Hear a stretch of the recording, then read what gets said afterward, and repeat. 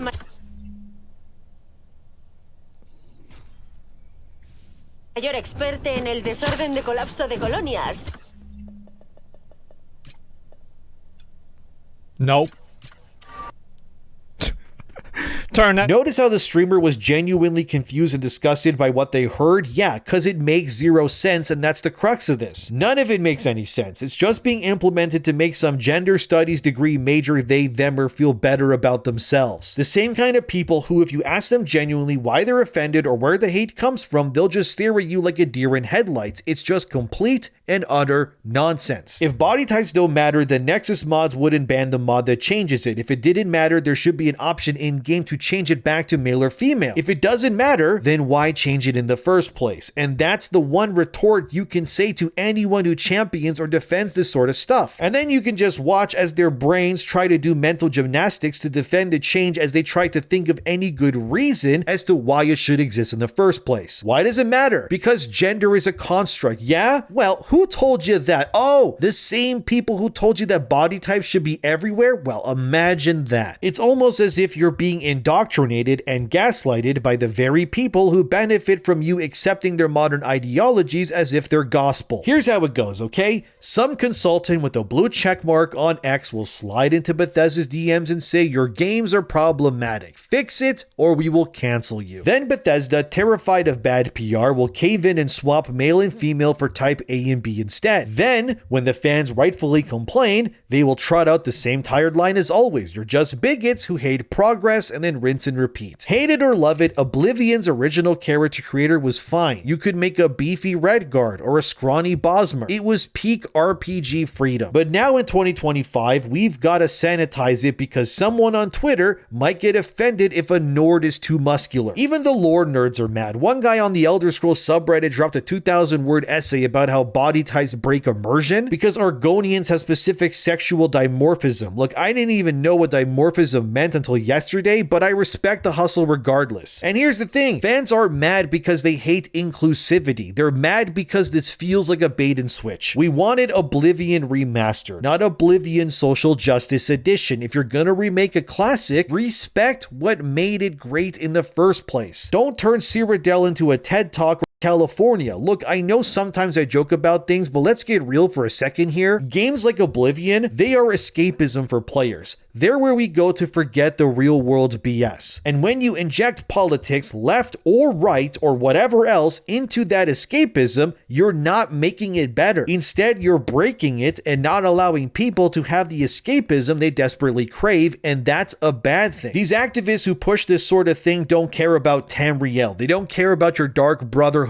playthrough, or that you glitched through a wall and fought a floating paintbrush. They see games as a platform to push their worldview, and that's all it is to them. And when you call it out, they will label you a toxic gamer. No, we're just tired of our hobbies being hijacked. This isn't even new. We've seen the same thing with Saints Row, Starfield, even Baldur's Gate 3 catching strays too, but Oblivion, come on man, that's sacred ground. You don't mess with the game that gave us I fought mud crabs more fearsome than you. That's a war crime pretty much. So what's the fix to all of this? Some might say to boycott it, and if you want to, that's your prerogative, you can do that, but simple, you should let the players play and you should respect them. And you should give us the old character creator with sliders for everything, height, muscle, even that weird forehead ridge that Khajiits have. And stop pandering to the Twitter outrage mob and focus on what made Oblivion a banger in the first place. Here's what you can do. You can hit up Bethesda on Twitter, use hashtag Oblivion Remastered, and tell them to ditch the body type nonsense. Support the modders that are also working overtime to fix this sort of mess too. While this doesn't make the game unplayable, it's just annoying, and come on, we're past this, man. We don't want this in our games. But on the other hand, Oblivion Remastered does prove that maybe the future meta is to just remake older games and reap the benefits, but there's a reason why Oblivion specifically is doing as well as it has been doing. As this one user on Twitter said, turns out the way to save the game industry is just to remake games from the era when games were made almost exclusively by dudes, and he's kind of right, hate it or love it, because Oblivion was clearly a product of a different time when the stupid nonsense plaguing today's industry was not something that we had to worry about. Games were instead about escapism, and it's clear based on the response to Oblivion being shadow dropped that players are hungry and eager for that escapism that it provides. And you do them no justice when you commit stupid sins like this, when you could have just made everyone happy, but quite literally just remastering the game as it was, warts and all, and then just releasing it. Look, I'm not saying that it's still not doing well. Hell, it's Oblivion that we're talking about here. But even then, these changes do nothing but annoy people who are so clearly done with this sort of stuff these days. At the end of the day, Oblivion is still a masterpiece. I will be sneaking through Cyrodiil, stealing every wheel of cheese that I can find, but man, it would be nice if they didn't make their easy slam dunks like this annoying with stupid, unnecessary changes like this. I should also point out that Claire Obscure Expedition 13 is also going to be out as the day this video releases. It's also getting universal acclaim, and hopefully, although I don't know yet if there's any nonsense in that game, but if there isn't, hopefully people can enjoy and support that game too, because God forbid it does something stupid in it. But Oblivion does prove that players want great games again, and they want games that don't pander and push unnecessary identity politics down their throats to appease weirdos who barely support anything anyways. Bethesda needs to know who these games are for, and it's for the players who actually show up when it matters. So stop appeasing activists. They're communists anyways. They don't buy anything that you make. They just like the idea of you giving them what they want. So whether you play Oblivion or not, that's entirely up to you. I'm not your father, at least I hope not, but I'll keep reviewing the game as I go. But I will admit I didn't have this remaster in my cards as being one of the biggest releases of 2025. But maybe that just proves more than anything that players really just want their escapism again, and devs and publishers should probably respect that a lot more than they do right now. But as always, thank you for watching, subscribe, and I'll see you guys in the next one.